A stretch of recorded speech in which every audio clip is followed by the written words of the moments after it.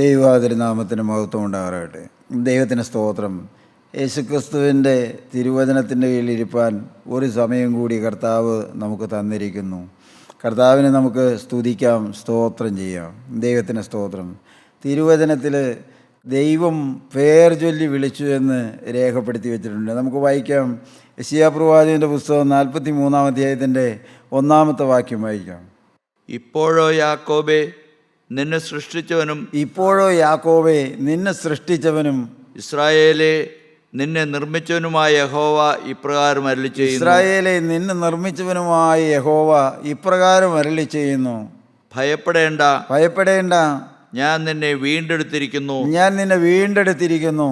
ഞാൻ നിന്നെ പേർ ചൊല്ലി വിളിച്ചിരിക്കുന്നു. നീ എനിക്കുള്ളവൻ തന്നെ. ദൈവത്തിൻ്റെ സ്തോത്രം. നീ ഭയപ്പെടേണ്ട, ഞാൻ നിന്നെ വീണ്ടെടുത്തിരിക്കുന്നു. ഞാൻ നിന്നെ പേർ ചൊല്ലി വിളിച്ചിരിക്കുന്നു. നീ എനിക്കുള്ളവൻ തന്നെ എന്ന്. ദൈവത്തിന് സ്തോത്രം.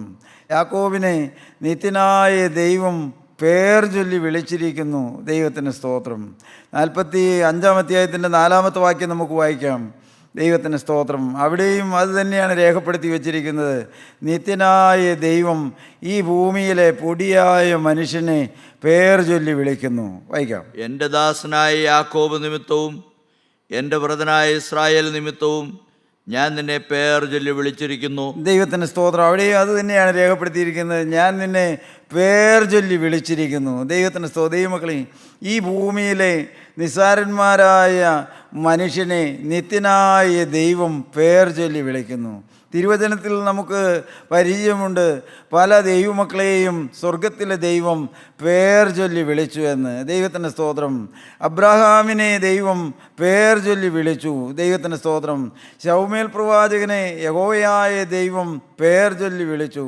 ദൈവത്തിൻ്റെ സ്തോത്രം. പ്രിയപ്പെട്ടവരെ, അപ്പോസ്തലനായ പൗലോസ് ശൗലായിരുന്ന കാലത്ത് ദൈവത്തിൻ്റെ സ്നേഹം അവനെ വ്യക്തിപരമായി പേർ ചൊല്ലി വിളിച്ചു. ശൗലേ, ശൗലേ, നീ എന്നെ ഉപദ്രവിക്കുന്നത് എന്ത് എന്ന്. ദൈവത്തിൻ്റെ സ്തോത്രം. വ്യക്തിപരമായി പേർ ചൊല്ലി വിളിച്ച അനേക ദൈവമക്കളെ തിരുവചനത്തിൽ നാം വായിക്കുന്നുണ്ട്. ലൂക്കോസിൻ്റെ സുവിശേഷം 19-ാം അധ്യായത്തിൽ നാം ഒരു വ്യക്തിയെ പരിചയപ്പെടുന്നുണ്ട്. ദൈവം പേർ ചൊല്ലി വിളിക്കുന്ന ഒരു വ്യക്തിയാണ്. ദൈവത്തിൻ്റെ സ്തോത്രം. ദൈവം അവനെ വ്യക്തിപരമായി പേർ ചൊല്ലി വിളിക്കുകയാണ്. ലൂക്കോസിൻ്റെ സുവിശേഷം 19-ാം അധ്യായത്തിൻ്റെ 1-ാമത്തെ വാക്യം മുതൽ നമുക്ക് വായിച്ചു കേൾക്കാം. അവൻ യെരിഹോവിലെത്തി കടന്നു പോകുമ്പോൾ ചുങ്കക്കാരിൽ പ്രമാണിയും ധനവാനുമായ സക്കായി എന്നു പേരുള്ള ഒരു പുരുഷൻ യേശു എങ്ങനെയുള്ളവനെന്ന് കാണുവാൻ ശ്രമിച്ചു. ദൈവത്തിൻ്റെ സ്തോത്രം. സക്കായി എന്ന് പേരുള്ള ഒരു പുരുഷൻ യേശു എങ്ങനെയുള്ളവനെന്ന് കാണുവാൻ ശ്രമിച്ചു. ദൈവത്തിൻ്റെ സ്തോത്രം. പ്രിയപ്പെട്ടവർ, യേശുവിനെ കാണാൻ ആഗ്രഹം ജനിച്ച ഒരു മനുഷ്യനെയാണ് നാം ഇവിടെ പരിചയപ്പെടുന്നത്. അവൻ്റെ ഈ ലോക ഐഹിക ജീവിതത്തിൽ അവൻ്റെ ഉള്ളിൽ ഒരു ആഗ്രഹം വന്നു.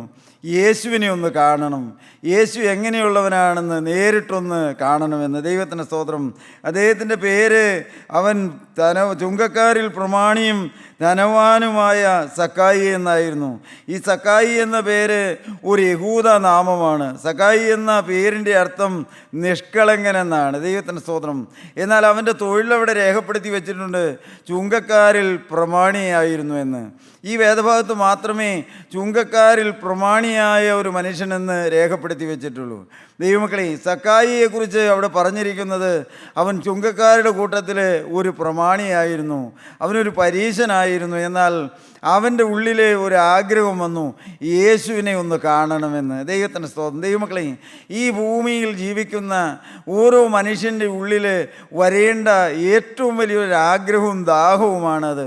എൻ്റെ സൃഷ്ടാവിനെ എനിക്കൊന്ന് അറിയണം, എൻ്റെ യേശുവിനെ എനിക്കൊന്ന് അറിയണം. എന്നെ മെനഞ്ഞ് ഭൂമിയിലാക്കിയിരിക്കുന്ന, ഈ കാലമത്രയും എന്നെ പരിപാലിച്ച് എനിക്ക് ആയുസ്സും ആരോഗ്യവും തന്ന എൻ്റെ ദൈവത്തെ എനിക്കൊന്ന് കാണണമെന്ന്. ദൈവത്തിൻ്റെ സ്തോത്രം. പ്രിയപ്പെട്ടവരെ, സക്കായി എന്ന് ധനവാനായ മനുഷ്യൻ അവൻ യേശുവിനെ കാണുവാൻ ശ്രമിച്ചു. ദൈവത്തിൻ്റെ സ്തോത്രം. എന്നാൽ അവിടെ നാം വായിക്കുന്നുണ്ട്, അവനൊരു കുറവുള്ളവനായിരുന്നു എന്ന്. വായിക്കാം. വളർച്ചയിൽ കുറയവനാകൊണ്ട് പുരുഷാര നിമിത്തം കഴിഞ്ഞില്ല. വലിയൊരു ജനസമൂഹം യേശുവിൻ്റെ പിന്നാലെ എപ്പോഴുമുണ്ട്. സക്കായിക്ക് അറിയാം അവന് പൊക്കം കുറവാണ് മറ്റുള്ളവരെക്കാൾ. അതുകൊണ്ട് ഈ ജനക്കൂട്ടത്തിൻ്റെ കൂടെ നിന്നാൽ യേശുവിനെ കാണാൻ ഒരുപക്ഷെ എനിക്ക് കഴിയുകയില്ല എന്ന്. അതുകൊണ്ട് അവനതിന് ഒരു മാർഗം കണ്ടുപിടിച്ചു. എങ്ങനെയും എനിക്ക് യേശുവിനെ ഒന്ന് കാണണമെന്ന്. ദൈവത്തിന് സ്തോത്രം. ഇനി എൻ്റെ ജീവിതത്തിൽ യേശുവിനെ കാണാൻ അവസരം കിട്ടുമോ എന്ന് അറിഞ്ഞുകൂടാ. ഇന്ന് ഈ അവസരം തക്കത്തിൽ വിനിയോഗിക്കണമെന്ന് സക്കായി തീരുമാനിച്ച് അവൻ അതിനുള്ള ഒരു മാർഗം കണ്ടെത്തുകയാണ്. വായിക്കാം. എന്നാറേ അവൻ മുമ്പോട്ട് ഓടി അവനെ കാണേണ്ടതിന് ഒരു കാട്ടത്തിമേൽ കയറി. ദൈവത്തിന് സ്തോത്രം. നമുക്കറിയാം, പൊക്കം കുറവാണെങ്കിലും മരത്തിൻ്റെ കൊമ്പിൽ, ഉയർന്ന മരത്തിൽ കയറി ഇരുന്നാൽ താഴെ കൂടെ പോകുന്നവരെ എല്ലാം സ്പഷ്ടമായി കാണാൻ കഴിയും. അവൻ വളരെ ബുദ്ധിപരമായിട്ട് യേശു വരുന്നതിന് മുമ്പേ തന്നെ ആ വഴിയരികിലുള്ള ഒരു കാട്ടത്തിയുടെ മുകളിൽ കയറിയിരുന്നു എന്ന്. ദൈവത്തിൻ്റെ സ്തോത്രം. ദൈവമക്കളെ, ആ കാട്ടത്തിയുടെ മുകളിൽ കയറിയിരിക്കുമ്പോൾ സക്കായിയുടെ ഉള്ളിൽ ഒരാഗ്രഹമേ ഉള്ളൂ. എന്ത്? യേശുവിനെ ഒന്ന് കാണണം. യേശുവിൻ്റെ കൂടെയുള്ളവരെ കാണണമെന്നല്ല, എനിക്ക് യേശുവിനെ ഒന്ന് കാണണം. യേശു എങ്ങനെയുള്ളവനെന്ന് എനിക്കൊന്ന് അറിയണം. എന്നാൽ അവൻ്റെ ഉള്ളിലൊരാഗ്രഹമുണ്ട്. എന്ത്? എന്നെ ആരും അറിയുകയും വേണ്ട, എന്നെ ആരും കാണുകയും വേണ്ട എന്ന്. ദൈവത്തിൻ്റെ സ്തോത്രം.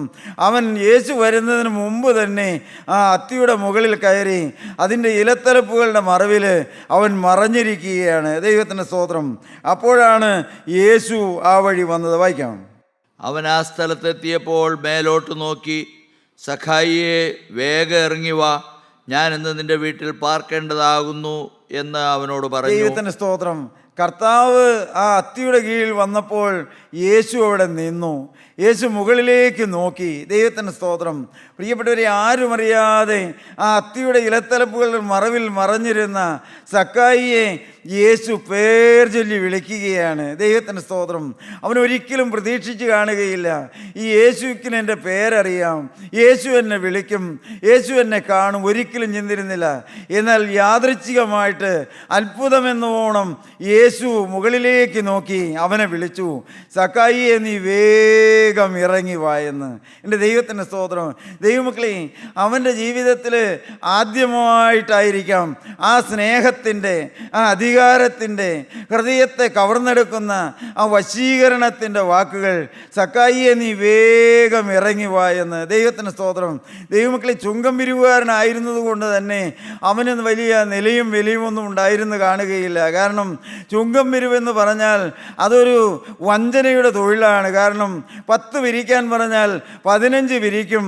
റോമൻ സർക്കാരിന് 10 കൊടുക്കും, 5 സ്വന്തമായിട്ട് സമ്പാദിക്കുന്ന ഒരു തൊഴിലായിരുന്നു. അതുകൊണ്ട് തന്നെ ചുങ്കം പിരിവുകാർക്ക് ആ സമൂഹത്തിൽ നിലയും വിലയും ഉണ്ടായിരുന്നില്ല. ദൈവത്തിന്. എന്നാൽ യേശു അവനെ വ്യക്തിപരമായി വിളിക്കുകയാണ്.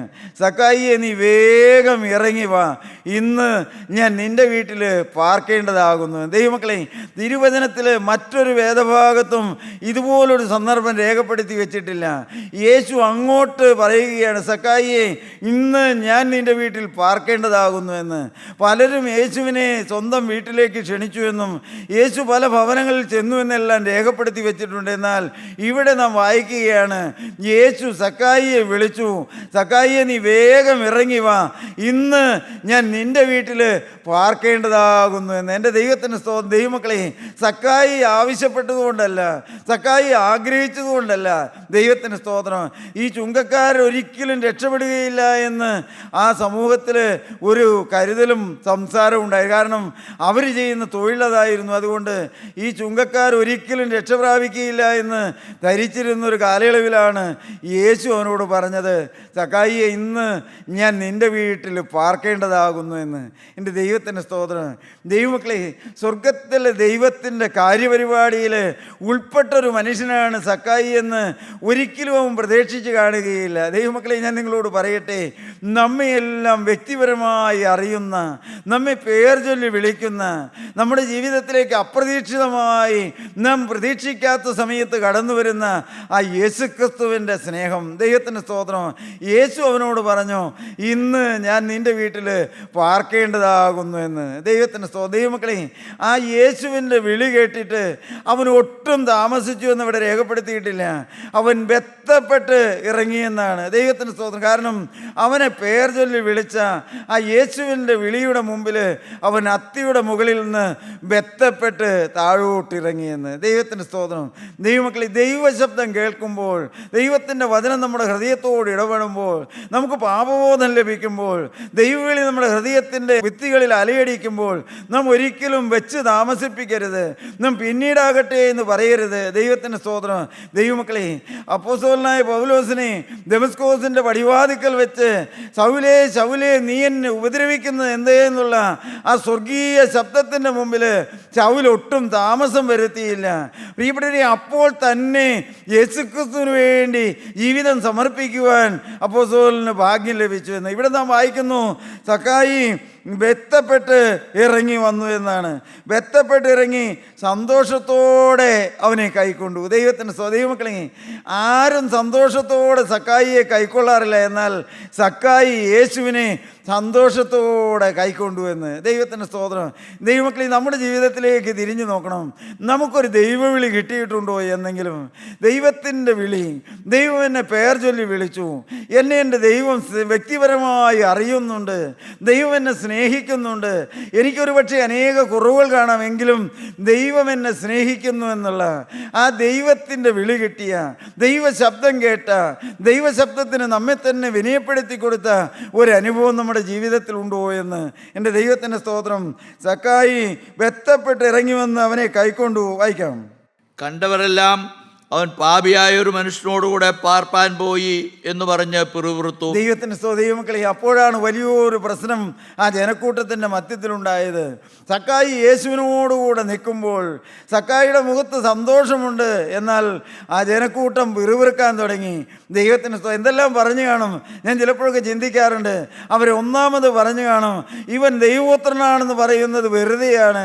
കർത്താവ് ഇവനെ അറിഞ്ഞിരുന്നുവെങ്കിൽ ഒരിക്കലും ഇവൻ്റെ കൂടെ പോകുകയില്ല. കാരണം ഇവൻ്റെ തൊഴിലെന്താണെന്ന് ഞങ്ങൾക്കറിയാം, ഇവൻ്റെ പണി, ഇവൻ എങ്ങനെയുള്ളവനാണെന്ന് ഞങ്ങൾക്കറിയാം, ഇവനെ സമ്പാദിച്ചു വച്ചിരിക്കുന്നതൊക്കെ എങ്ങനെയാണെന്ന് ഞങ്ങൾക്കറിയാം, ഇവൻ്റെ ഈ മണിമാളികയും ഇവൻ്റെ ഈ ഭൂമിയിലെ സ്വത്തും സ്ഥാപന ജംഗമ വസ്തുക്കളെല്ലാം ഇതെല്ലാം ഞങ്ങളെ പിഴിഞ്ഞുണ്ടാക്കിയതാണെന്ന് അവരുടെ ഹൃദയത്തിൽ ചിലരെല്ലാം അത് പരസ്യമായിട്ട് പറഞ്ഞും കാണും. ദൈവമക്കളെ, ദൈവത്തിൻ്റെ സ്തോത്രം.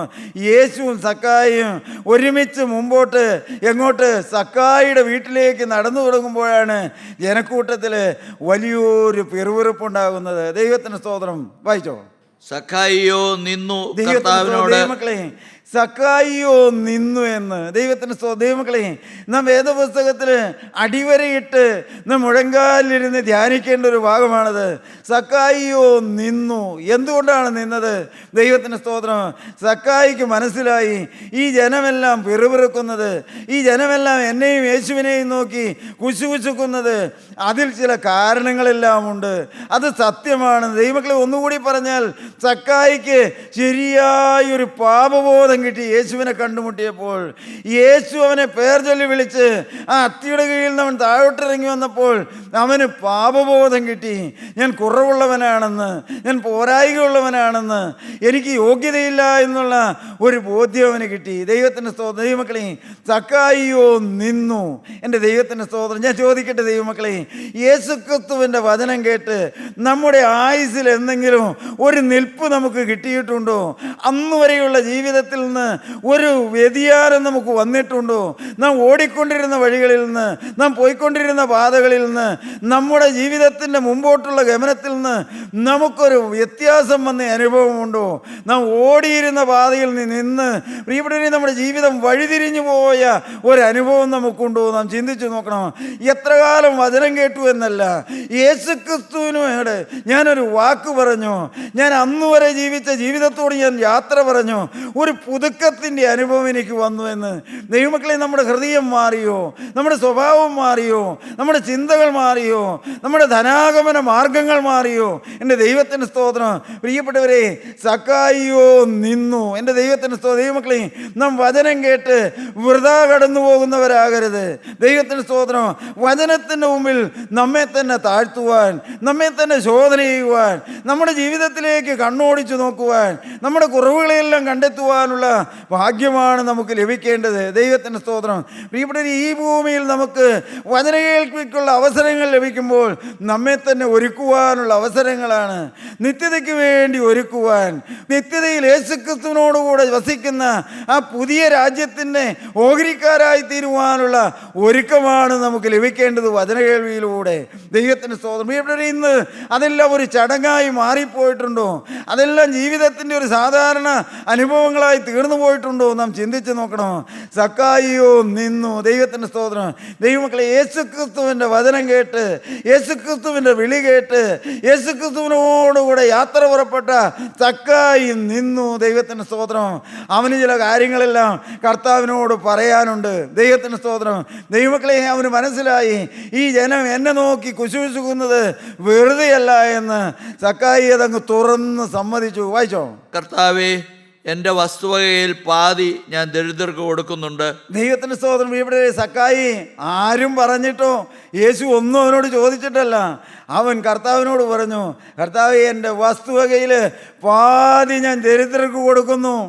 വല്ലതും ചതിവായി വാങ്ങിയിട്ടുണ്ടെങ്കിൽ 4 മടങ്ങ് മടക്കി കൊടുക്കുന്നു. ഈ സക്കായി യേശുവിനോട് പറയണേ, ഞാൻ വല്ലതും ചതിവായി വാങ്ങിയിട്ടുണ്ടെങ്കിൽ 4 മടങ്ങായിട്ട് ഞാൻ മടക്കി കൊടുക്കുകയാണ്. ദൈവത്തിൻ്റെ സ്തോത്രം. ഇവിടെ സക്കായിക്ക് മനസ്സിലായി, എൻ്റെ സമ്പാദ്യമെല്ലാം ഈ ദൈവം പ്രസാദിക്കുന്നതല്ല എന്ന്, അത് നേരായ മാർഗത്തിലൂടെയുള്ളതല്ല എന്ന്, അതിൽ പല ചതികളും ഉപായങ്ങളും കൗശലങ്ങളും സൂത്രങ്ങളും എല്ലാം ഉള്ളതാണെന്ന്. ദൈവത്തിൻ്റെ സ്തോത്രം. ദൈവമക്കളെ, സക്കായി നിന്ന് യേശുവിനോട് പറഞ്ഞു, ഞാൻ വല്ലതും ചതിവായി വാങ്ങിയിട്ടുണ്ടെങ്കിൽ അതിനെല്ലാം ഞാൻ പ്രായശ്ചിത്തം വരുത്താൻ പോവുകയാണ്, പകരം ചെയ്യാൻ പോവുകയാണെന്ന്. ദൈവത്തിൻ്റെ സ്തോത്രം.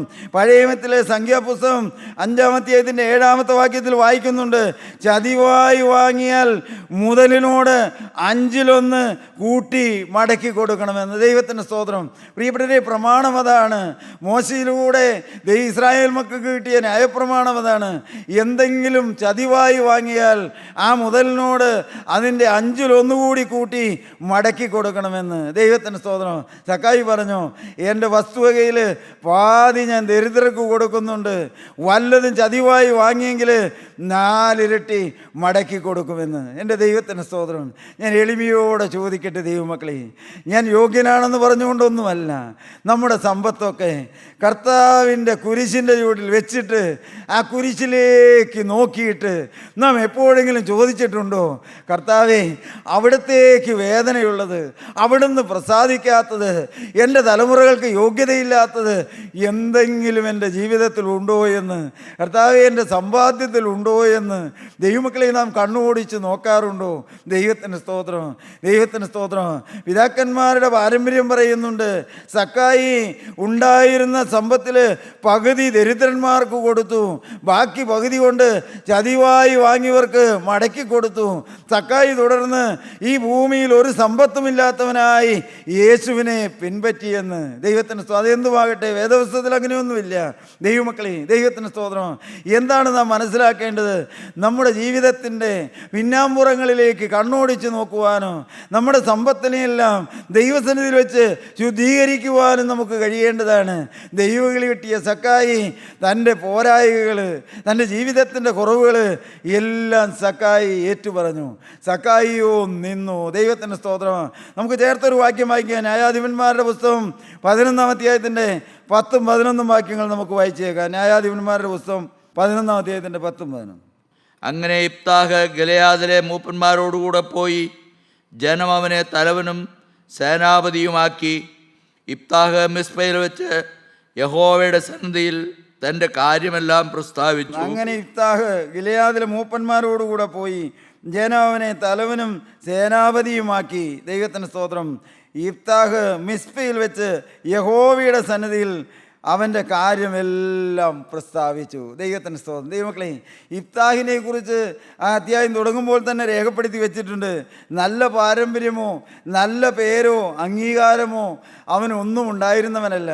അവൻ്റെ ഭവനത്തിൽ തന്നെ അവൻ്റെ സഹോദരന്മാരുടെ ഇടയിൽ തന്നെ പാർക്കാൻ കഴിയാത്ത ഒരവസ്ഥയായിരുന്നു. അതിൻ്റെ 1-ാമത്തെ വാക്യം, ഗിലെയാദ്യനായ ഇഫ്താഹ് പരാക്രമശാലിയെങ്കിലും വേശ്യാപുത്രനായിരുന്നു. ദൈവത്തിൻ്റെ ദൈവമക്കളെ, അവൻ്റെ പാരമ്പര്യം മോശമായിരുന്നു.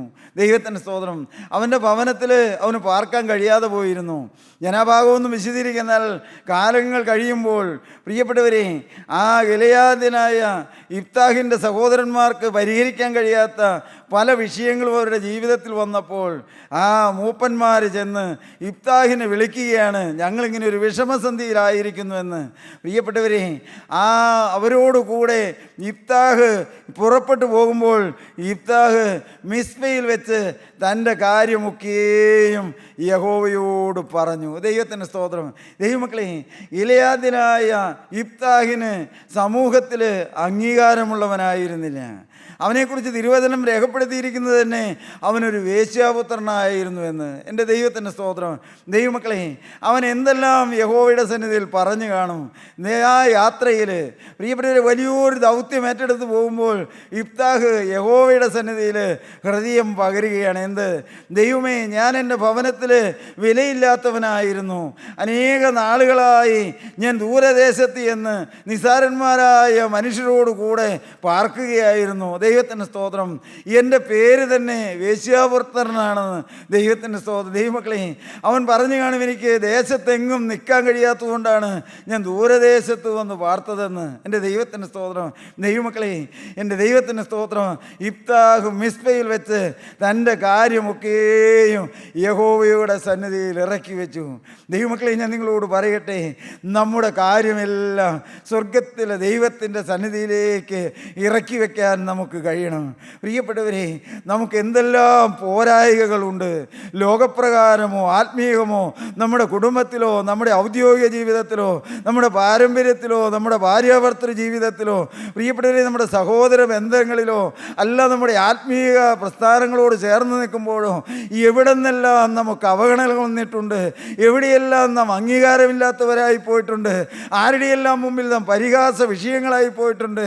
പ്രിയപ്പെട്ടവരെ, സമൂഹത്തിൽ അംഗീകാരമില്ലാതെ പോയവർ, ജീവിതത്തിൽ എണ്ണപ്പെട്ട പാപങ്ങളിൽ അകപ്പെട്ടു പോയവർ, പുറത്തു പറയാൻ കഴിയാത്ത രഹസ്യപാപങ്ങളുടെ അടിമയായി ജീവിക്കുന്നവർ, എൻ്റെ ദൈവത്തിൻ്റെ സ്തോത്രം, കുടുംബ പാരമ്പര്യം മോശമായി പോയതുകൊണ്ട് മനോവിഷമം അനുഭവിക്കുന്നവർ, ദൈവത്തിൻ്റെ സ്തോത്രം, പ്രിയപ്പെട്ടവരെ, ഭാര്യ ഉപേക്ഷിച്ചു പോയതുകൊണ്ട് ജീവിതം തകർന്നു പോയവർ, ഭർത്താവ് ജീവിച്ചിരിപ്പുണ്ടെങ്കിലും ഒരു വിധവയെ പോലെ ജീവിക്കുന്നത് കൊണ്ട് ഹൃദയത്തിൽ നിരാശയും മ്ലാനതയും കൊണ്ട് ജീവിക്കുന്നവർ, ദൈവത്തിൻ്റെ സ്തോത്രം, മക്കൾ വഴിതെറ്റിപ്പോയതുകൊണ്ട് ഹൃദയം വാടിപ്പോയിരിക്കുന്ന മാതാപിതാക്കൾ, ഉപജീവനത്തിന് മാർഗമില്ലാത്തതുകൊണ്ട് ആകുലപ്പെട്ട് കഴിയുന്നവർ, ദൈവത്തിൻ്റെ സ്തോത്രം, ഒരു നല്ല കാലമൊക്കെ വന്നപ്പോൾ ഇതാ പെട്ടെന്നാണ് അറിയുന്നത് മാരകമായ ഒരു രോഗം ശരീരത്തിലുണ്ട് എന്ന്.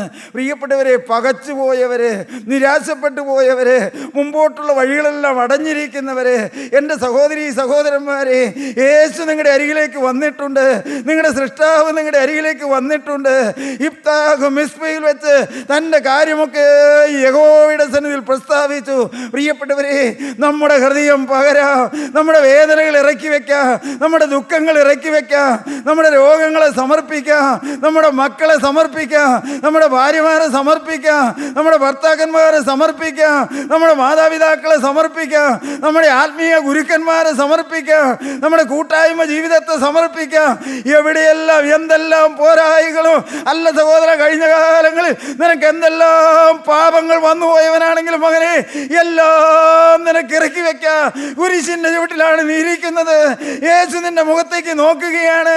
സഹോദരി, നിന്റെ ഹൃദയത്തിലെ വേദനകൾ ഒപ്പിയെടുക്കാൻ സൃഷ്ടാവ് നിന്റെ അരികിലേക്ക് വന്നിട്ടുണ്ട്. നമ്മുടെ ഹൃദയം നമുക്ക് പകരാൻ ദൈവമക്കളെ, നമ്മുടെ കുറവുകളെ നമുക്ക് ഇറക്കി വെക്കാം. സക്കായിയോ നിന്നു. അവൻ യേശുവിനോട് പറഞ്ഞു, എൻ്റെ വസ്തുവകയിൽ പാതി ഞാൻ ദരിദ്രന്മാർക്ക് കൊടുക്കുന്നുണ്ട്. വല്ലതും ചതിവായി വാങ്ങിയെങ്കിൽ 4 ഇരട്ടിയായി മടക്കി കൊടുക്കുമെന്ന്. എൻ്റെ ദൈവത്തിന് സ്തോത്രം. ദൈവമക്കളെ, എൻ്റെ ദൈവത്തിന് സ്തോത്രം. സക്കായി യേശുവും കൂടെ ഈ സക്കായിയുടെ ഭവനത്തിലേക്ക് പോവുകയാണ്. ദൈവമക്കളെ, ജീവിതത്തിലെ കുറവുകളെല്ലാം ഇറക്കി വയ്ക്കുമ്പോൾ അവരോട് കൂടെ നടക്കുന്നവനാണ് യേശു. ദൈവത്തിന് സ്തോത്രം. നാം നല്ലവരായതുകൊണ്ടല്ല, കഴിഞ്ഞ കാലമെല്ലാം മേന്മയുള്ളതായതുകൊണ്ടല്ല. ദൈവമക്കളെ, നമ്മുടെ കുറവുകളെല്ലാം കുരിശിൻ്റെ വീട്ടിൽ ഇറക്കി വയ്ക്കുകയാണ്. കർത്താവേ, എനിക്ക് ഇന്നിന്ന പോരായ്മകൾ വന്നു, ഇന്നിന്ന പാപങ്ങൾ എനിക്ക് വന്നു. എൻ്റെ കഴിഞ്ഞകാല ജീവിതം കർത്താവെ പുറത്ത് പറയാൻ കൊള്ളാത്തതാണ്, ആർക്കും മുമ്പിൽ വയ്ക്കാൻ കൊള്ളാത്തതാണ്. കർത്താവേ, എൻ്റെ രഹസ്യ ജീവിതമെല്ലാം അറിയുന്ന കർത്താവ് അറിയാത്തത് കൊണ്ടല്ല ദൈവമക്കളെ, എന്നാൽ നാം അറിയണം ഞാൻ ആരാണെന്ന്. യേശുവിനെല്ലാം അറിയാം, ദൈവത്തിനെല്ലാം അറിയാം. എന്നാൽ ദൈവമക്കളെ, നാം തിരിച്ചറിയണം ഞാൻ ആരാണെന്ന്, എൻ്റെ കഴിഞ്ഞ കാലം എന്തായിരുന്നു എന്ന്, ഞാൻ എവിടെ കിടന്നവനാണെന്ന്, ഞാൻ ഏതെല്ലാം വഴികളിൽ ജീവിച്ചവനാണെന്ന്, എൻ്റെ കഴിഞ്ഞകാല ജീവിതത്തിൽ എന്തെല്ലാം പാപങ്ങളിൽ അകപ്പെട്ടു പോയവനാണെന്ന്. എൻ്റെ ദൈവത്തിൻ്റെ സ്തോത്രം. ദൈവമക്കളെ, അത് നാം തിരിച്ചറിഞ്ഞ് എളിമയോടെ ആ കുരിശിൻ്റെ വീട്ടിൽ ഇറക്കി വയ്ക്കുമ്പോൾ നമ്മെ കഴുകുന്ന, നമ്മെ തഴുകുന്ന ആ കാൽവറിയിലെ സ്നേഹം. എൻ്റെ ദൈവത്തിൻ്റെ സ്തോത്രം. ദൈവമക്കളെ, ഈ തിരുവചനമായി നിൽക്കുന്ന ഈ നിസ്സാരൻ്റെ അനുഭവമാണ് ദൈവമക്കളെ അത്. എൻ്റെ കഴിഞ്ഞ കാലങ്ങളെല്ലാം ഇറക്കി വയ്ക്കാൻ അവൻ എനിക്കൊരു ഭാഗ്യം തന്നു. എൻ്റെ ദൈവത്തിൻ്റെ സ്തോത്രം. ദൈവമക്കളെ, ഞാൻ നിങ്ങളോട് പറയട്ടെ, ഈ ലോകത്തിൽ അനേക പോരായ്മകളും അവഗണനകളും ഉണ്ടായിരുന്ന എന്നെ തേടി വന്ന കാൽവറിയിലെ സ്നേഹം. ദൈവമക്കളെ, എൻ്റെ ദൈവത്തിൻ്റെ സ്തോത്രം. ഞാൻ ചിലപ്പോഴൊക്കെ ഓർക്കാറുണ്ട്, എനിക്കെങ്ങനെ ഈ മാനസാന്തരം കിട്ടിയെന്ന്, എനിക്കെങ്ങനെ യേശുക്രിസ്തുവിനെ കണ്ടുമുട്ടാൻ കഴിഞ്ഞു എന്ന്. ദൈവമക്കളെ, ഞാൻ പറയും, അതിന്നും ഒരത്ഭുതമാണ്. ദൈവത്തിൻ്റെ സ്തോത്രം. ആ രാത്രി എനിക്ക് ഒരിക്കലും മറക്കാൻ കഴിയാത്ത രാത്രിയാണ്. കാരണം എന്നെ മാറ്റിമറിച്ച കാൽവറിയിലെ സ്നേഹം. എൻ്റെ ദൈവത്തിൻ്റെ സ്തോത്രം. പ്രിയപ്പെട്ടവരെ, യേശു സക്കായിയോട് കൂടെ സക്കായിയുടെ ഭവനത്തിലേക്ക് നടക്കുകയാണ്. വായിക്കാൻ താവട്ടെ. യേശു അവനോട്, ഇവനും അബ്രഹാമിൻ്റെ മകനാകിയാൽ ഇന്ന് ഈ വീടിന് രക്ഷ വന്നു. ദൈവത്തിൻ്റെ സ്തോത്രം. ദൈവമക്കളെ, സക്കായിയുടെ കുറവൊക്കെ ഏറ്റു പറഞ്ഞപ്പോൾ സക്കായിയുടെ വീടിന് രക്ഷ വന്നു. കർത്താവ് പറഞ്ഞു, ഇവനും അബ്രഹാമിൻ്റെ മകനാകിയാൽ ഇന്ന് ഈ വീടിന് രക്ഷ വന്നു എന്ന്. എൻ്റെ ദൈവത്തിൻ്റെ സ്തോത്രം. പ്രിയപ്പെട്ടവരെ, അബ്രഹാമിൻ്റെ ഭവനത്തിൽ ജനിച്ചതുകൊണ്ടോ അബ്രഹാമിൻ്റെ പാരമ്പര്യത്തിൽ പിറന്നതുകൊണ്ടോ ഒരിക്കലും രക്ഷ വരികയില്ല. പിന്നെയോ അബ്രഹാമിൻ്റെ വിശ്വാസവും അബ്രഹാമിൻ്റെ പ്രവൃത്തിയും നമ്മുടെ ജീവിതത്തിൽ ഉണ്ടെങ്കിൽ അബ്രഹാമിൻ്റെ മക്കളെന്ന് വിളിക്കപ്പെടാൻ നമുക്ക് യോഗ്യതയുള്ളൂ. ദൈവത്തിന് സ്തോത്രം. പ്രിയപ്പെട്ടവരെ, നമ്മുടെ പാരമ്പര്യങ്ങളെല്ലാം കുരിശിൻ്റെ വീട്ടിൽ ഇറക്കി വെക്കണം. എൻ്റെ ദൈവത്തിൻ്റെ സ്തോത്രം. ദൈവമക്കളെ, ഇഫ്താഹ് മിസ്പയിൽ വെച്ച് തൻ്റെ കാര്യമൊക്കെയും യഹോവയോട് പ്രസ്താവിച്ചു. എൻ്റെ ദൈവത്തിൻ്റെ സ്തോത്രം. ഞാൻ ചിലപ്പോഴൊക്കെ ധ്യാനിക്കാറുണ്ട് ദൈവമക്കളെ, എല്ലാം കാതോർത്ത് കേൾക്കുന്ന, എന്തെല്ലാം പറയാനുണ്ടെങ്കിൽ എല്ലാം നമുക്ക് പറയാൻ അവസരം തരുന്ന ആ കുരിശിൻ്റെ ചുവട്. ദൈവത്തിൻ്റെ സ്തോത്രം. അപ്പോസ്തലനായ പൗലോസ് ദമസ്കോസിൻ്റെ പടിവാതിക്കൽ വെച്ച് സ്വർഗത്തിലെ ശബ്ദം കേട്ട്, പ്രിയപ്പെട്ടവരെ, അപ്പോസ്തലൻ ഫിലിപ്പിയ ലേഖനം 3-ാം അധ്യായത്തിൽ പറയുന്നുണ്ട്, ഞാൻ 8-ാം നാളിൽ പരിച്ഛേദനേറ്റവനാണ്, എനിക്ക് യഹൂദ പാരമ്പര്യമുണ്ട്, എബ്രായനിൽ നിയനിച്ച എബ്രായനാണ്, പരീശന്മാരിൽ നിയനിച്ച പരീശനാണ്.